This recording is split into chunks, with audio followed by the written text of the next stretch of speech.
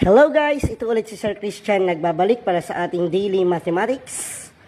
Nakita ko lang itong katulad ng problem na to sa isang challenge sa MTAP. Ayan, 1 plus 1 over 1 plus 2 over 1 plus 2 over 1. In this case, unahin natin yung pinaka-denominator. Alam natin na si 2 over 1 is also equivalent to 2. So, i-rewrite lang natin siya. That would be 1 plus 1 over 2, 1 plus 2 over 1 plus 2.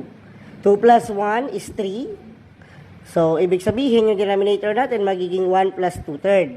So, 1 plus 1 over 1 plus 2 third. 1 plus 2 third is equivalent to 5 thirds. So, yan ay magiging 1 plus 1 over 5 thirds. Paano ba natin nakuha si 5 thirds? Alam natin na pag pinag-add natin si 1 at saka si 2 third, that would be equivalent to 1 and 2 third. Or, sa improper fraction, 5 thirds po. Yan.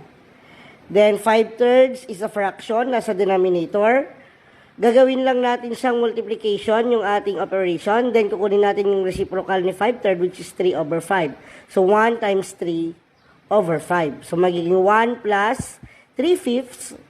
That would be 1 and 3 fifths, or in improper fraction, that is 8 over 5.